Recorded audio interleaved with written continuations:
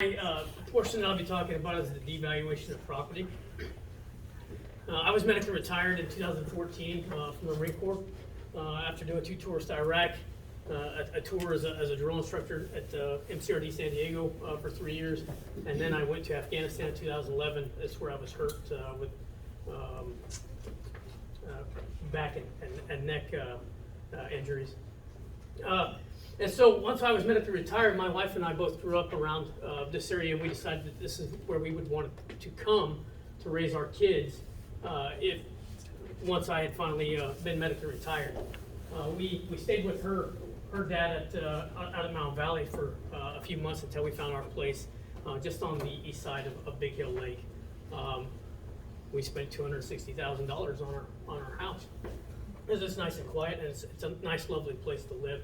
And the fact that there's a 9-hole golf course right next to me on my neighbor's property, it's kind of enticing.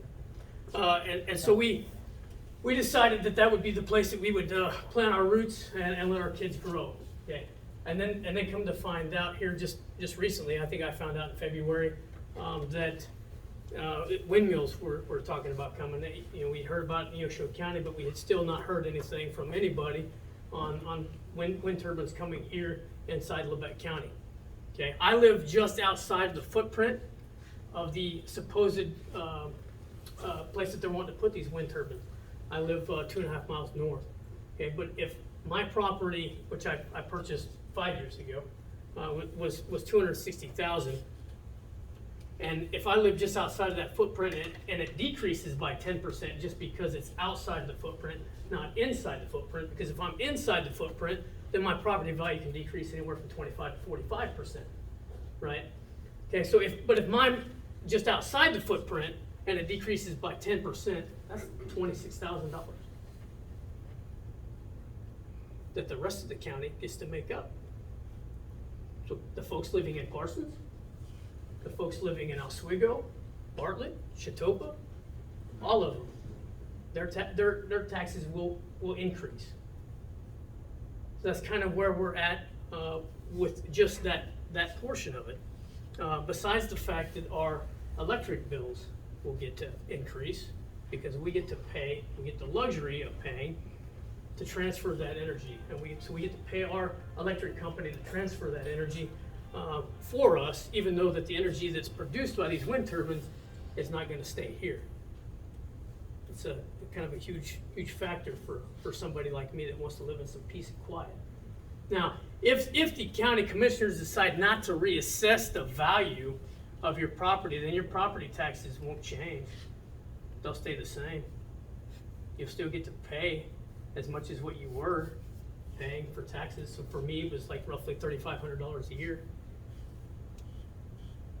until you decide to sell your home and your property value is a lot less, and then it will change. Right, commissioners? Yes. So that's some food for thought for folks that are deciding to come into this area or deciding to soon leave this area because you don't want to live next to a wind turbine. Okay. Just some folks from out at Reno County. I've got a brother that I actually fought with over in Afghanistan that lives over in Reno County. He became a double amputee. He stepped on a landmine and lost both of his legs, and he was fighting the whole process out there at Wichita. So I spent quite a bit of time talking to him. But Haven area real estate agent Jessica Schmidt, a former economic development director for Haven and a school board member, also discussed the impact on home sales for wind development. Perception drives buying decisions, Schmidt said. For example, the perceived enjoyment of a home on a beautiful, unobstructed open prairie versus a home with a massive wind farm next to it. When a buyer acts on perception, they establish value, and we see the effects of this perception. A study by Forensic Appraisal Group of Neenah, Wisconsin, the same group that does the tax value analysis for Reno County, Schmidt noted, evaluated the impact of a turbine 2,600 feet from 1 to 5 acre tracts and determined it would lead to an average 60% loss in value. Now, I told you 25 to 45% earlier because that's what I was being told from local appraisers around this area, or counties neighboring what we did when I started to look into it. But she's saying 60%, this is out there by Wichita. A separate analysis of sales data, she said, saw a 12% to 40% loss, depending on the proximity of turbines. We're starting to see the negative impact with just the potential for wind in our county, Schmidt contended. She also told her clients if they'd feel with a turbine within 25 feet of their home, and 71% of my current active home buyers in rural Reno County have indicated that they would not purchase a home near a turbine, even if it's exactly what they were looking for. And to clarify, that wasn't 25 feet, that's 2,500, right? That's 2,500 Yeah. feet. Okay.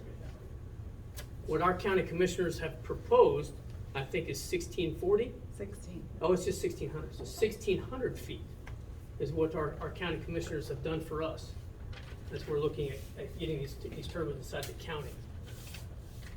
So just the impacts of what's going on in Reno County, and then I will leave you with, I think Lindsay's coming up next. Oh no, I'm sorry, I got Neosho Dave. County, Del Jeffrey, because it lives next to the turbines in Neosho County. He would like to come up and speak.